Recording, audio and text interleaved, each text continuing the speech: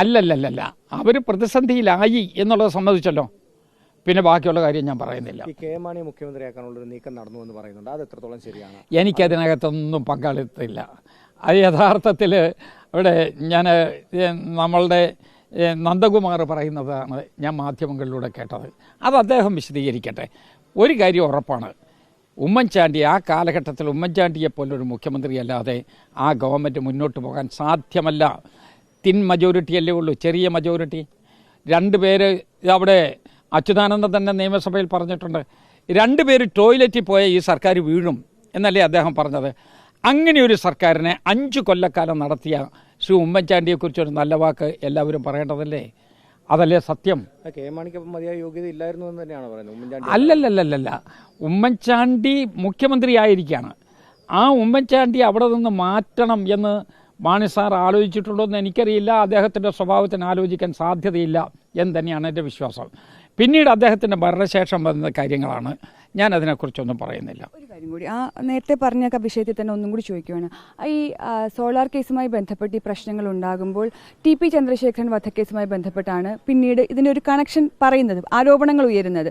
അങ്ങനെ ഏതെങ്കിലും തരത്തിൽ ഈ പറഞ്ഞ പോലെ CPM-ന്റെ ഈ TP ചന്ദ്രശേഖരൻ വധക്കേസുമായി ബന്ധപ്പെട്ട് ചിലരെയെങ്കിലും രക്ഷിക്കാൻ ഈ ഒരു ഒത്തുതീർപ്പ് ഫോർമുലയ്ക്ക് കഴിഞ്ഞു എന്ന് കരുതിയാൽ അതിനെ വിമർശിക്കാനാകുമോ? ഒട്ടും സത്യമില്ല, 100% പൊളി വർത്താനാണത്. അതിനകത്തൊന്നും ഒരു സത്യമില്ല. TP ചന്ദ്രശേഖരൻ കേസിൻ്റെ ഒരു ഹിസ്റ്ററി നിങ്ങളുടെ അടുത്ത് നോക്കിയാൽ മതി. അതിൻ്റെ മുഴുവനുള്ള ക്രോണോളജിക്കൽ ഓർഡറിൽ നോക്കിയാൽ മതി. TP ചന്ദ്രശേഖരൻ കേസിൻ്റെ എല്ലാ ഘട്ടങ്ങളും കൃത്യമായി ഞങ്ങൾ കൊണ്ടുപോകുന്നു. അവിടെ അതൊരു കൊലക്കേസാണ്. ആ ഒരു കൊലക്കേസുമായിട്ട് യഥാർത്ഥത്തിൽ ഒരു പൊളിറ്റിക്കൽ പാർട്ടിയുടെ ഒരു അജിറ്റേഷനെ നമുക്ക് ബന്ധപ്പെടുത്താൻ പറ്റുമോ? രണ്ടും രണ്ടാണ്. അത് അജിറ്റേഷൻ നടത്താൻ അവർക്കൊരു റൈറ്റുണ്ട്, അവർക്ക് നടത്തിക്കോട്ടെ, ഞങ്ങൾക്കതിനെക്കുറിച്ച് തർക്കമില്ല.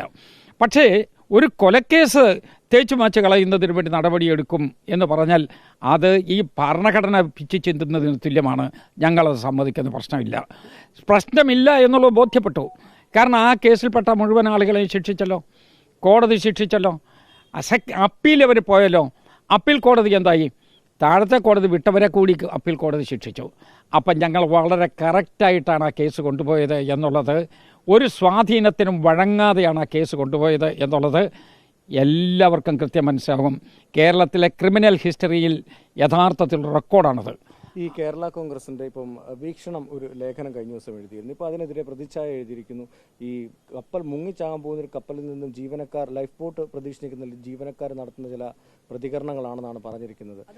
ആത്മാഭിമാനമുള്ള ആരെങ്കിലും UDF-ലേക്ക് തിരികെ പോകുമോ എന്നുള്ള ചോദ്യം അതൊക്കെ നമുക്ക് കാത്തിരുന്ന് കാണാം. ഇപ്പോൾ ആർക്കാണ് ആത്മാഭിമാനം കുറവ്? നമുക്ക് ലേറ്റ് ആൻഡ് സീ. പൊളിറ്റിക്സ് അല്ലേ, ഒരു ദിവസം കൊണ്ടൊന്നും മാറുകയില്ലല്ലോ. അതുകൊണ്ട് നമുക്ക് ലേറ്റസ്റ്റ് വെയിറ്റ് ആൻഡ് സീ. ഇപ്പം അതൊന്നും പറയുന്നത് അപ്രസക്തമാണ്. ഇപ്പം എല്ലാവരും വോട്ട് ചെയ്ത് വോട്ടെല്ലാം പെട്ടിക്കകത്തിരിക്കുകയാണ്. ആ വോട്ട് എണ്ണിയതിന് ശേഷമാണ് പിന്നീട് ഇതിനെക്കുറിച്ചുള്ള വാദങ്ങളും വിവാദങ്ങളും ഉണ്ടാകുന്നത്. അവരുടെ തൃപ്തി അവരുടെ മാനസികാവസ്ഥയാണ്.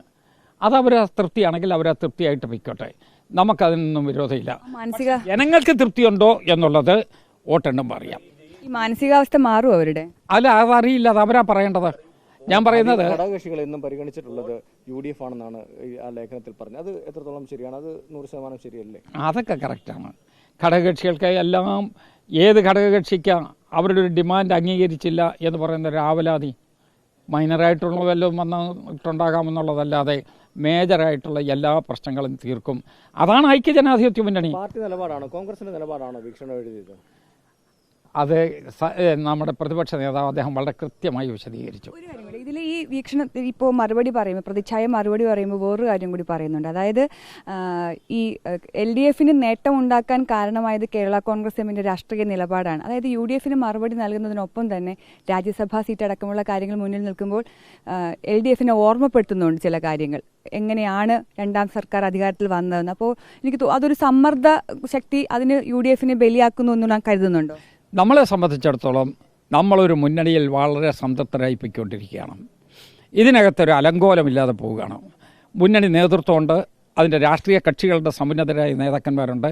അതിന് പുറത്തുള്ള ഈ മുന്നണിക്ക് നിന്നും ആ ഒരു ശക്തമായ രൂപത്തിലുള്ള പിന്തുണ കൊടുത്തുകൊണ്ടിരിക്കുന്ന ആദർശനിഷ്ഠയുള്ള നല്ല നേതാക്കന്മാരുണ്ട്. ശ്രീ എ കെ ആൻ്റണിയെ പോലെ എല്ലാവരും ഉണ്ട്. അതുകൊണ്ട് ഞങ്ങൾ സംതൃപ്ത കുടുംബമാണ്. ഇനി അതിനകത്ത് ഞങ്ങളൊരു പ്രശ്നത്തെക്കുറിച്ച് വിവാദമുണ്ടാക്കി അതിനകത്ത് കുഴപ്പമുണ്ടാക്കാൻ ഞങ്ങൾ ആഗ്രഹിക്കുന്നില്ല. അത് തൃപ്തിയായിട്ട് പോകട്ടെ. പിന്നെ ഇനി ഏതെങ്കിലും ഒരു ടേണിംഗ് പോയിൻ്റ് ഉണ്ടെങ്കിൽ ആ ടേണിംഗ് പോയിൻ്റ് എവിടെയാണ്? വോട്ടെണ്ണിക്കഴിഞ്ഞതിന് ശേഷമാണ്. വോട്ടെണ്ണുന്നതിന് മുമ്പുള്ള വിവാദങ്ങളൊക്കെ അനുമാനങ്ങളും ഊഹക്കച്ചവടങ്ങളുമാണ്. ആ ഊഹക്കച്ചവടത്തിൻ്റെ അടിസ്ഥാനത്തിൽ ഒരിക്കലും നമുക്ക് ഒരു തെരഞ്ഞെടുപ്പിലെ സ്ട്രാറ്റജി നമുക്കുണ്ടാക്കാൻ കഴിയില്ല. അതുകൊണ്ട് ലെറ്റസ് വെയിറ്റ്, അപ്പോൾ അറിയാമല്ലോ ആരെവിടെ, ആർക്കൊക്കെ എന്തൊക്കെ. അതിനെക്കുറിച്ച് ആ തലത്തിൽ നിന്നുകൂടെ നമുക്ക് സംസാരിക്കാം.